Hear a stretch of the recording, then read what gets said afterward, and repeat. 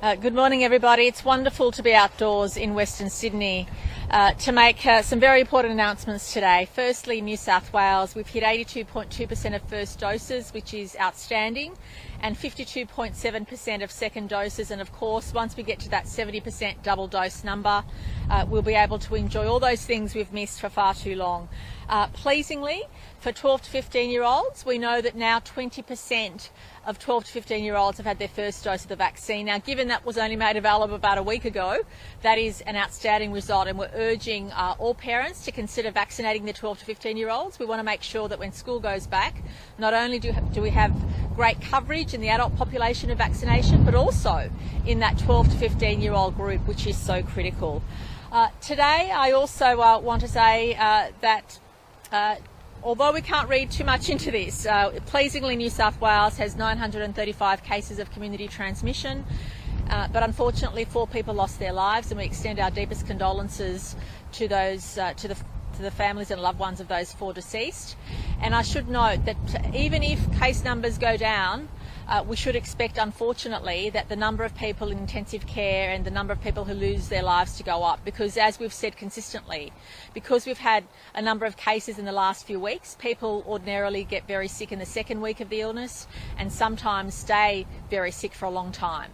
And that's why we need to continue to brace ourselves for October being the worst month for the number of people who pass away and the number of people who need intensive care. And we should never lose sight of that, no matter what else is happening in terms of the vaccination rate or anything else. That is a likely scenario in October. So we can't be complacent, because we know that, unfortunately, given what Delta does, if we're too complacent too early, things can get out of control, and that's the last thing we want. We're all working together to get to that 70% double dose vaccination, and we should all keep working together and not take it easy, not be complacent, because we know what the consequences of that can be.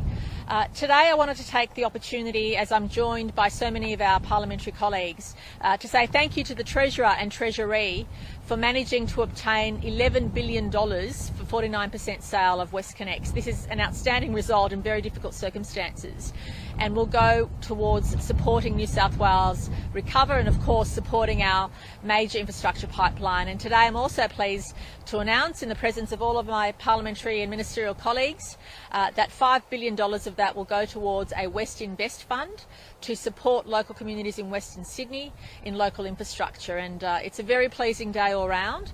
It also augurs well for our economic recovery, as well as our recovery coming out of lockdown. So New South Wales has been through a difficult time, and living with COVID and finding the right balance is always going to be a challenge. But we're definitely looking into the future with hope and optimism, and I know that many of my parliamentary colleagues right across the chamber will be so pleased with what this means for local communities and what this means for our future, given the difficult time that we've had. So Dr. Chant will now give the health update. Treasurer Perrotte will give an update on the wonderful news today, as well as the new fund, and Minister Ayres, who's the Minister for Western Sydney, will say a few words, and then we'll take any of your questions. Thank you. New South Wales recorded 935 locally acquired cases of COVID in the 24 hours to 8 p.m. last night. There was 1 overseas case. We had 124,650 COVID tests performed. New South Wales Health vaccinated over 23,156, but I'd like to really thank and acknowledge the key work of our GPs and our pharmacists, who have been doing an amazing job. As the Premier has indicated, we've got 20% of 12 to 15-year-olds already vaccinated, and there is increasing access to Moderna through pharmacies, which is appropriate for that age group, and also GPs have Pfizer as well. So I just can echo the Premier's call for 12 to 15-year-olds to please go forth and get vaccinated ahead of their return to school. There are currently 236 people in intensive care, 123 who require ventilation. Tragically, there were 4 deaths. A man in his 80s from Western Sydney died at Nepean Hospital. He was not vaccinated and had underlying health conditions, and his death is the second death linked to the outbreak at the Uniting Engleglaze Lodge residential aged care facility in Penrith. We have, sadly, the death of a woman in her 80s from Wollongong. She died at Wollongong Hospital. She had received 1 dose of the vaccine and had underlying health conditions. There was a gentleman in his 60s from southwestern Sydney who died at Liverpool Hospital. He was not vaccinated and also had underlying health conditions.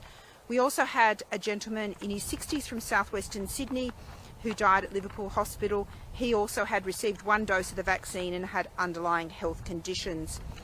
So it does also call me to remind people that whilst 1 dose does afford some protection, it is critical that you come forward and get your 2nd dose in a timely manner. I want to announce that Cowra is going into a lockdown effective from 5 p.m.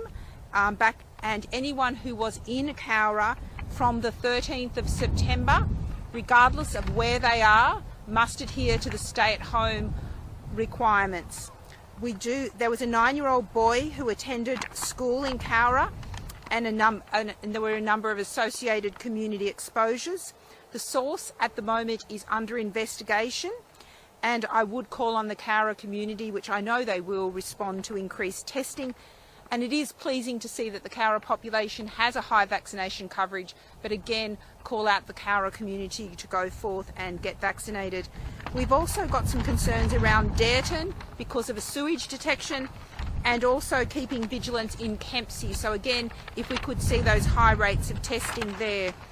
In terms of the suburbs, whilst we are seeing some pleasing declines in some of the suburbs, and clearly the numbers today reflect that, it is too soon for complacency. And so I call upon the communities of Greenacre, Guildford, Bankstown, Merrylands, Casula, Wayland, Fairfield, Maroubra, and the Wollongong and Central Coast communities, and the areas around Waterloo, Redfern and inner city, to please be vigilant for signs and symptoms. Come forward for testing, and please take care as you go about your required activities under the public health orders. Thank you. Thank you, Dr. Chant. Well, it's great to be here in Western Sydney today with the Premier, the Minister for Western Sydney, Stuart Ayres, and our Western Sydney MPs. We know that it has been a very difficult time for Western Sydney, particularly over the last 3 months, but today there are 5 billion reasons as to why things are going to get a whole lot better. The WestConnex transaction, which we've completed, has enabled and the West Invest Fund will deliver greater opportunity and prosperity for people right across this region. We want Western Sydney to be the best place to live, to work and play, and this West Invest Fund will ensure that happens. I want to announce that as part of the transaction today, we've received $11.1 billion, and that's on top of the $9.26 billion for the 51% share of WestConnex. As a result, the total amount the state has received is $20.4 billion for a road project we've invested $16.8 billion in. But as part of that transaction, it's enabled $5 billion in headroom that will be directed straight back into the people of Western Sydney. So whether that's going to be significant investment right across the board, more open spaces, better playgrounds and sporting grounds, better schools and pools right across the state, families right here in Western Sydney will benefit from the investment we've made today. This isn't just an investment in places, above all it's an investment in our people. We want Western Sydney to be the very best. We took on this road project when we came to office. The Labor Party opposed it.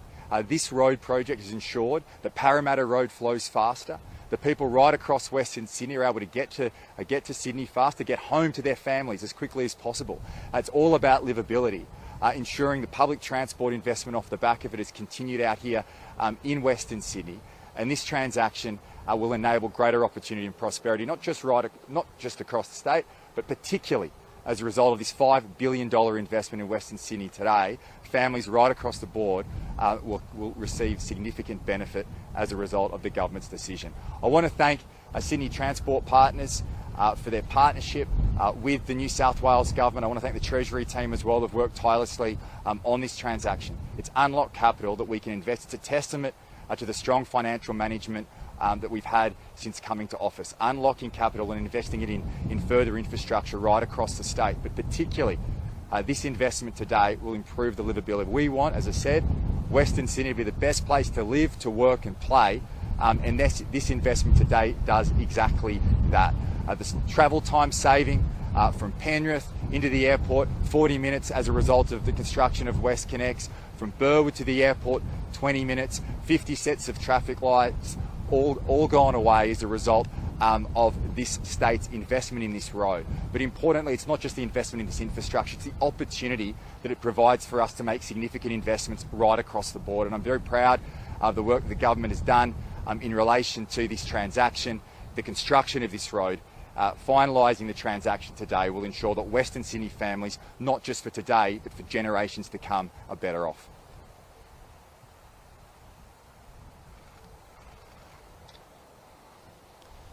Thank you, Premier, and thank you, Treasurer. We've been asking people right across Western Sydney to go and get a shot in the arm to help our communities recover from COVID, to reopen our homes, our businesses, reopen our communities to the world. Today, the New South Wales Government is delivering Western Sydney a $5 billion shot in the arm. This is exactly what Western Sydney needs as it bounces back from the impacts of COVID. There's no doubt that Western Sydney's been at the forefront of our fight against this insidious virus. It's impacted our communities more than any other community. And I want to say a huge thank you to the champions of Western Sydney that are standing behind me today. Those local MPs that have been in their communities every single day of this pandemic. They've been business counsellors, they've been mental health counsellors, they've been business advisors, they've been traffic cops directing people in the right direction. They've been health advisors. They have been there helping their communities out every single day through the course of this pandemic. They have been the strongest advocates for protecting their community, making sure their communities get the resources that they need, and they've been the strongest possible advocates for making sure that off the back of this amazing transaction that Western Sydney is going to get the investment that it needs, not only to bounce back from COVID, but to really set up this region for New South Wales well into the future. We've learnt through the course of COVID just how important open public spaces are. It's great to see this fund going to invest in more of those. We know Western Sydney is a growing community. We know as our population continues to grow, we've got to provide high quality amenities, better quality facilities for people right across Western Sydney, and that's exactly what this fund will deliver. The West Invest Fund is about setting us up for the future. It's about enabling growth and making sure people who choose to live and raise a family and work in Western Sydney get access to the best quality facilities. Our track record as a government is quite significant when it comes to investing in major infrastructure. The road infrastructure like WestConnex, the supporting road infrastructure around the new Western Sydney Airport, the new rail lines, the new light rail. We do big infrastructure better than any other government in New South Wales history, and today's West Invest Fund will ensure that we take our track record on that big infrastructure and we deliver it in spades in community infrastructure right across Western Sydney, so Western Sydney bounce back from COVID better than anywhere else in the country.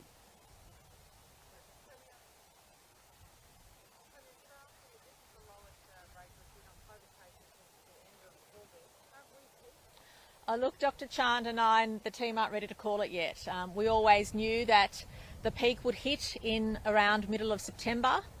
Look, I certainly hope it's behind us, but you never know with COVID. It's insidious, and if there's too many super spreading events, we can easily go back to those 1,500 numbers that we saw a couple of weeks ago. So we're feeling more positive than we have in a couple of weeks, but we're not ready to call it.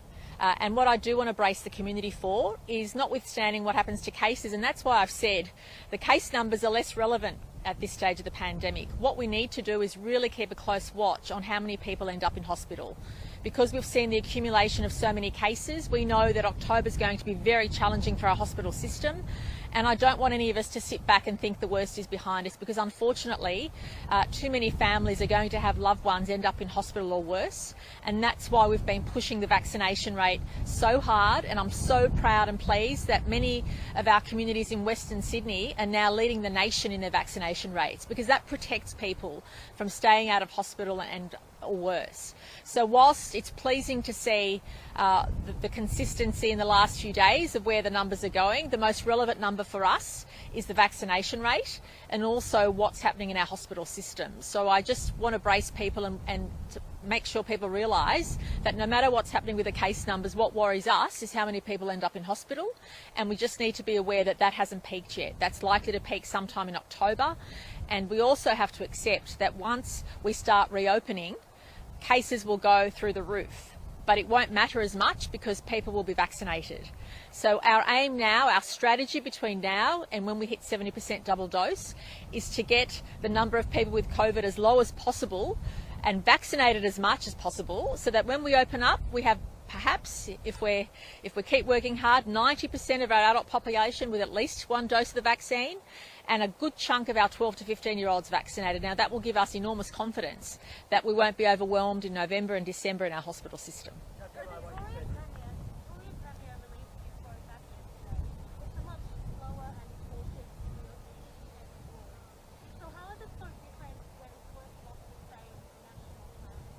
Well, obviously, the National Plan allows states to have that degree of flexibility, which is the beauty of the National Plan. So when I hear colleagues across the nation concerned about the National Plan, I think there's enormous flexibility there.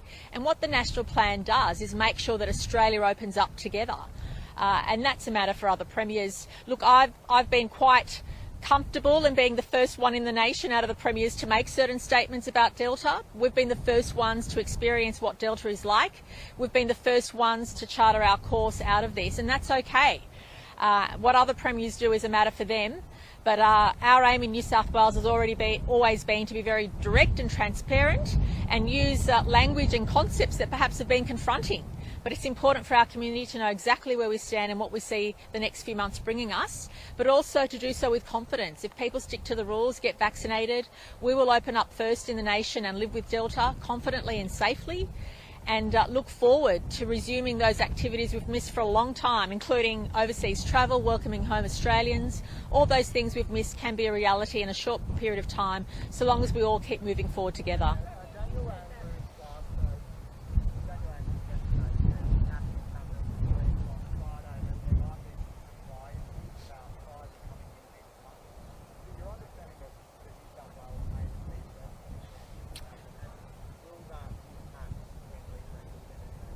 Oh, look, I don't want to disclose what's discussed in National Cabinet. That's not really appropriate. But I think you've heard me be very vigilant about supply being a challenge for us, and we just want to make sure we get our hands on as many vaccines as possible.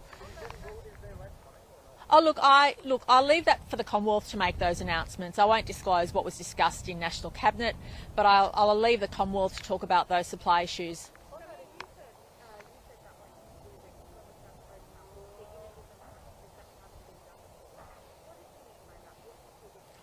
Look, obviously a few weeks ago when we had Dr Newen, a wonderful advocate for clinicians in Western Sydney Nepean Hospital, give a detailed account of how the New South Wales health system has worked for 18 months to prepare for that critical mass of patients with COVID.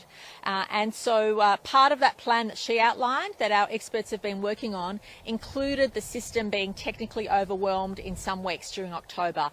That means when I say images of things we've not seen before, it means many additional spaces within hospitals dedicated to COVID patients in intensive care, patients perhaps having to be taken to a hospital that might be quite a distance away from where they live, and the like. So they are the type of images, the type of healthcare that we need to brace ourselves for. We are in a pandemic. The worst pressures on our hospital system are expected to be in October, and obviously we're keeping a keen eye on that. Interestingly, the number of people in our hospital system is slightly less than what we thought it would be, but the number of people in intensive care is about what we expected. So we need to be aware of that, and we need to know that come October, there will be weeks when our system will be technically overwhelmed, but the plans are in place. I want to give people the assurance that the plans are in place. They've been worked on for 18 months. But if you hear people say that this has never been done before, or this is being done differently, or see images that don't look like what we normally see, that's because we have to react like that to the pandemic. Ordinarily, we'd have 500 staffed beds in our intensive care unit across the state. For the pandemic, we have 1,550 just to demonstrate the surge capacity, but to demonstrate that the system will literally be having to work triple as hard as what it does in ordinary circumstances. And we also know that in ordinary circumstances, there are pressures on the system every day. We'd hear stories about pressure on the system even without a pandemic.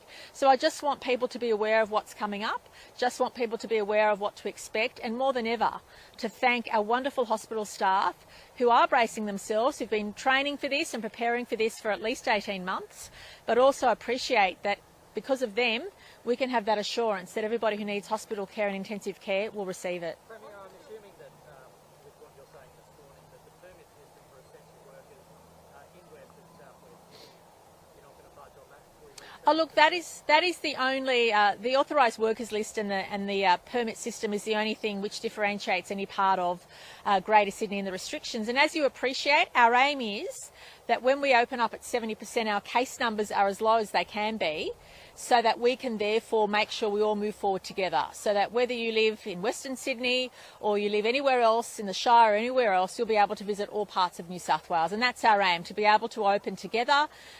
Everybody who is fully vaccinated at 70% will get freedoms. Let me make that very clear. If you have made the effort of getting yourself vaccinated, by the time we open up at 70%, you will be able to go and eat at a cafe, you'll be able to get your hair cut, you'll be able to do all those things we've all missed. But the one issue we have is to make sure that we also provide equal mobility to everybody, and that's why our strategy, which is so far so good, but again, too early to call, is to make sure we get the case numbers as low as possible so that when we open up, everybody can move around as freely as possible, including across the regions. I'll come back to you next. Yeah. Given the low vaccine rate, also vaccination rate around Byron Bay, how concerned are you that there'll be a massive suspension on that area over Christmas and New Year, and what there could be a big explosion? No, that's a good question. And obviously what we're doing now is proactively moving into communities and providing increased vaccination opportunities to try and get everybody together. But there are obviously pockets of resistance. We know where those pockets are. And I have faith in people to make decisions about where they think it's safe to take their family. And I just want people to acknowledge that, because unvaccinated people, it's one thing to put themselves in jeopardy, but they're jeopardising everybody else because they're more contagious. If you choose not to be vaccinated, it's one thing to make that decision for yourself and your family, but you're also making that decision suggesting that you don't care if you're more contagious to other people. And that means all of us have to be on guard, because as Dr. Chant and myself and everybody have been saying, even if you're double vaccinated and have underlying health conditions, you could still be at risk. And I worry for people like my parents or others in the community who are aged, who are fully vaccinated, but yet could still be vulnerable if COVID hits. And we have to think about that. But the most important message is I believe that families will make those important decisions for themselves as to what is safe for them to do. And no matter what rules governments or businesses put in place, at the end of the day, all of us have personal choices as to what we think is safe for us and our families. And I have complete faith that citizens will make those good choices. Sorry, you were next, Chris. But it's on the retail sector. They want clear guidelines on how they refuse people entry to their stores, and would people need a hard certificate to verify the vaccination if they don't have the app? Right, so at 70%, only those who are fully vaccinated will be able to enter non-essential retail premises. And the government's already said that we're developing our own vaccine passport. So Minister Dominic, through Service New South Wales, is ensuring that when you go into a retail, say a big supercentre or a big shopping mall or a complex, there'll be a QR code, and when you use your QR code, it will also show whether or not you're vaccinated. That will all be in one step, so you won't need to have anything, a bit of paper in your pocket or anything else. You'll just be able to do it in one step. So when you check in, it will also show whether you're vaccinated, and that will be obviously as you enter a major complex, but it will also be for individual shops within a complex. What the government is now doing is working with stakeholders to make sure we give them the best advice we have on legal requirements, just as we did at previous outbreaks. Remember, previously business and government and community worked well together. Individuals have responsibility to do the right thing, as do businesses. If businesses are flagrantly disobeying the COVID rules, they don't have a QR system, or they're not checking or caring, well, obviously we'll take action. And similarly for individuals. But I've got confidence that business and community will work together to do the right thing. and we are going through that. Look, the trials are ongoing, and as soon as the federal government gives us the data, because the federal government captures or has all the information about vaccine rates, and what they do is then give us their data, and as soon as we get the federal government's data, we're able to build it into our system, and we're confident that's going to happen in early October, ready for when we open up at 70% double dose.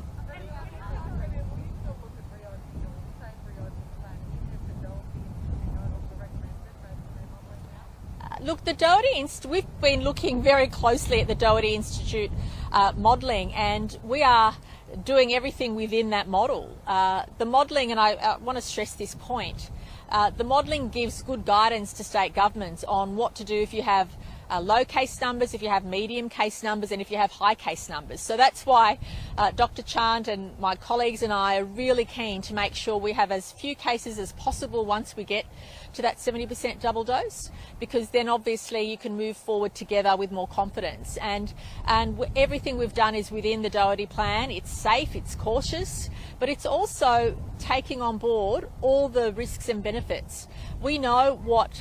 We appreciate, I should say, you don't know unless you're in those circumstances, but we appreciate the pressure that families have been under, individuals have been under, and you've got to balance that up with making sure people are safe, but also that people can go back to work, go back to our lives, go back to appreciating that Delta's going to be with us and we don't know for how long, and we need to eventually live with it. And I think the path that New South Wales has set forward is a safe one, and one which we can move forward with optimism and caution.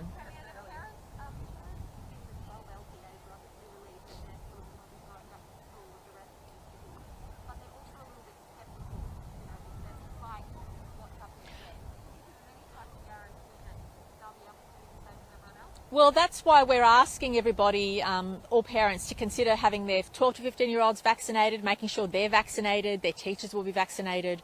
So we can't really say more now until we get closer to that time of the 25th of October. But our intention is that all children resume face-to-face learning throughout the state at the same time. Some communities already in the regions do have face-to-face learning. Some Year 12s already have face-to-face learning.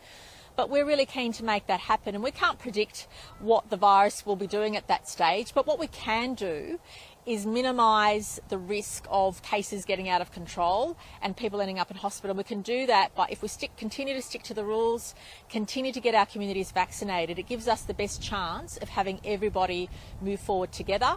And no doubt Dr. Chant and her team will give us that advice closer to the time. They'll give us that advice closer to the time on whether we need to make certain things in certain locations or else we can have the same rules all across the board. And then I'll go to ministerial, yep. Oh, well, look, I think families will make their own choices. But what we have made freely available to everybody is information.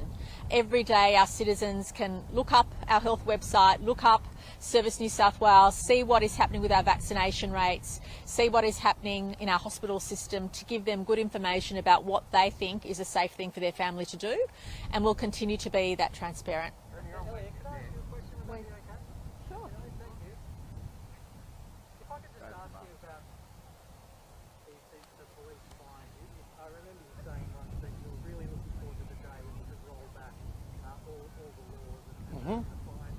When are we going to see those police fines getting rolled back? And just a general comment about the police response in Western South West Sydney. Well, the fines are dictated by the health orders, so it's not something that the police or I have any input in. That's a public health order that determines what's going to be fined and what offence is going to be fined and what isn't going to be fined. So you probably have to direct that to Brad Hazard. But I think, listen, the police have done a magnificent job. I think the fact that we saw threats of civil disobedience on the weekend didn't eventuate is proof that their planning is spot on, and I think the tempo is solid, and I think the community is getting the message that the police are there to enforce public health orders for their benefit.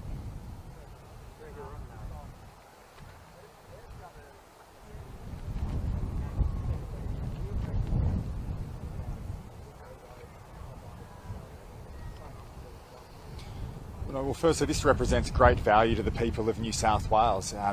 We will be retiring the equivalent of $11.1 billion in debt following its distribution into the Generations Fund. The $5 billion support comes from the difference in relation to the amount that the government has spent on the WestConnex project, the proceeds that we've received in relation to both the 51% and the 49%, as well as proceeds on distributions that we've received from the Generations Fund. And that has enabled, that strong financial management has unlocked $5 billion. And I want to make the point that this is a great win for the people of Western Sydney. The recovery starts today.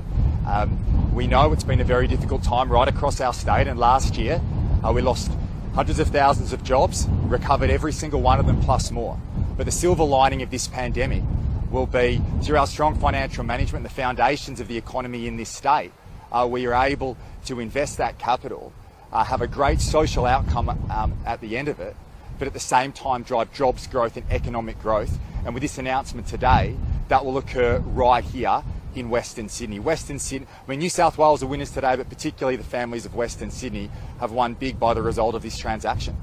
Is this an attempt to soften the blow of paying tolls? We know that Sydney's west and southwest are already under economic stress because of COVID. Are you going to soften the blow, the fact they're going to continue paying tolls? Well, the transaction, Chris, the transaction doesn't impact the toll regime here in New South Wales, and we understand that no one likes paying tolls. If you're living in northwest Sydney, for example, and you're driving in to the city, you pay tolls if you choose those toll roads. But ultimately, what WestConnex has achieved for the people of Western Sydney is ensure that those other roads, those ancillary roads, flow faster. And if Labor were in government, you'd all be late to this press conference because you'd be stuck on Parramatta Road. That's just the reality. So, yeah. No, just like our Restart Fund with the Poles and Wires transaction, we've created $5 billion in headroom. That financial management has ensured that we can establish a fund to assist and improve the lives of people right across Western Sydney.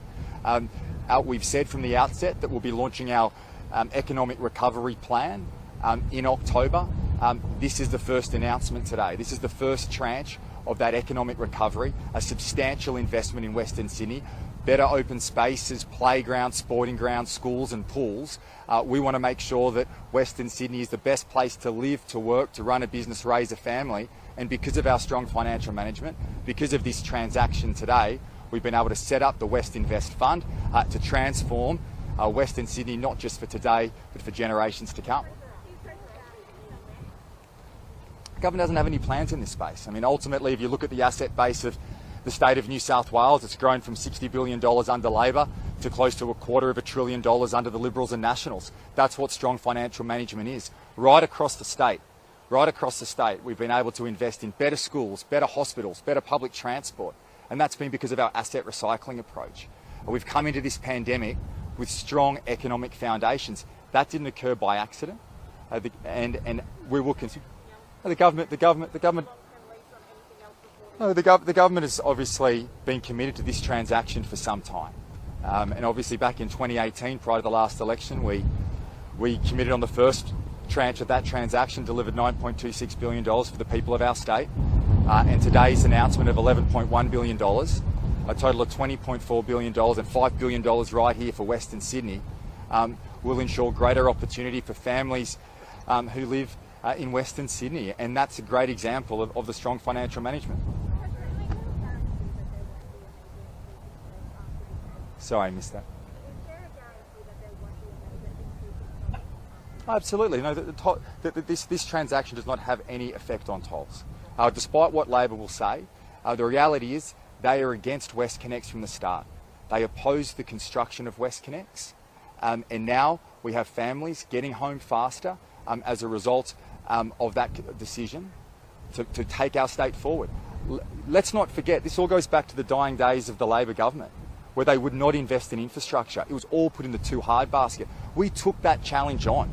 We want the best for people right across the state. We made those investments, and today you can see the fruits of those decisions. Not only do we have a road that has no debt associated with it, we have a $5 billion investment right here in Western Sydney that's going to improve livability. The toll regime is not affected at all by this by this transaction today. Sorry, Chris. So Chris, go.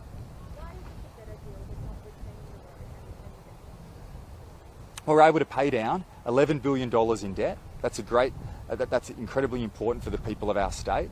And on the back of that, we're able to invest $5 billion right here in Western Sydney. That has been our asset recycling approach from the start. As I said, the Labor alternative is to not build the roads, to not build the public transport, to not have the public spaces, the open spaces, the playgrounds that make our state so great. That's the difference. The difference between the Liberals and Nationals is we're taking our state forward. Whereas Labor sit on their hands, complain and oppose. They probably, got a kickback from the car yards on Parramatta Road back in those days because they love people sitting there in traffic. We now have our road network moving faster. We have better livable communities right across the state. $108 billion of infrastructure investment over the next 4 years. That's record amount in schools, record amount in hospitals and public transport. That is the Liberals and Nationals way. And under the Berejiklian government, that's exactly what we've achieved. We aren't going to stop. We're going to continue to take our state forward, and I think today is a massive win for the people of Western Sydney.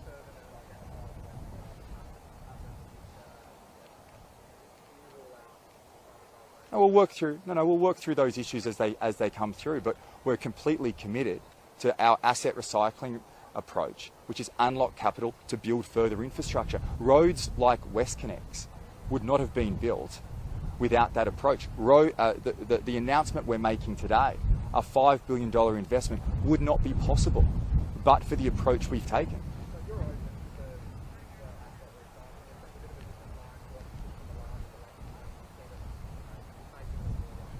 And we've always said when it comes to WestConnex, we've been committed to the transaction. It's always been the government's position in relation to that. And we know that asset recycling has been enormously successful. That infrastructure investment hasn't just created better schools and hospitals, it's also laid strong economic foundations and jobs growth as we move through it. And the investment today in Western Sydney will see thousands of jobs created, from Canterbury, Bankstown and Burwood in the east to Wallandilly in the Blue Mountains in the west. The Western Sydney economy will boom as a result of this investment, and as will the amenity and the public spaces, playgrounds and open spaces off the back of it. So this is a win-win-win. Well, what I'm not going to get into is a discussion on hypotheticals. We've just completed this transaction. The government has no plans in relation to further asset recycling. What we've said today is that this transaction, which we've always been committed to,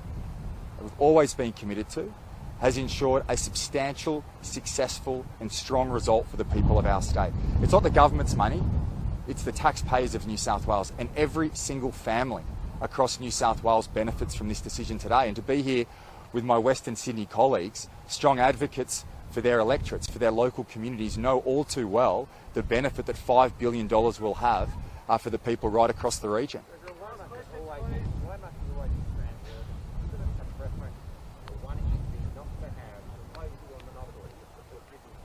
Well, what's most important for us is the outcome, Chris, and the significant return the people of New South Wales have received today will provide a real difference to people's lives. And we only complete transactions if we believe that they are in the best interest of the people of our state. And we set a reserve price. It was well exceeded by the offer that came through in relation to the 49% share. And this is a great deal for the people of our state. It's been the approach we've had in the past, and I think we can see the dividends. And when you're driving back into the city today and you're driving along WestConnex, just think how difficult and challenging it would be in circumstances where that road would not exist. Well, we obviously had other bids, and prior to close, we set a reserve price for the state based on our analysts' advice, and at close there was one consortium in Sydney Transport Partners, but the bid that they made well exceeded the reserve price for the state. How concerned are you about the level of mortgage debt difference in Sydney? Yeah, it's a real challenge. I mean, obviously Sydney is a global city, and global cities, housing affordability will always be a challenge. I know that Minister Stokes is doing significant reforms in that space to continue to unlock supply, to drive further housing across New South Wales. And in addition to that, we are doing a significant amount in support for first home buyers to help them get in the market with our stamp duty concessions. But look, these are always challenges facing major cities right across the globe, and Sydney is no different to that. And we'll continue to look at ways to unlock supply, to build more homes, and that's like the investment we're making today. Obviously, one aspect is housing affordability. We also want to invest in livability and having great parks, having great sporting grounds, and that's exactly what this investment today will deliver for the people of Western Sydney. Thanks, everyone. Thank you. Good solid Tory announcement. Thank That's all you. there. Thank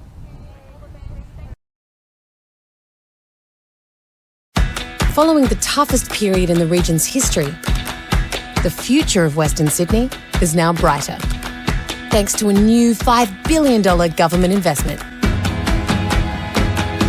And while this first step towards economic recovery will fund a vast array of new and upgraded parks, open spaces, town centres, arts and cultural offerings, schools and roads, the real beneficiaries of this investment will be you. The local businesses, workers, communities and families, through jobs and opportunities for years to come. All where you want to live.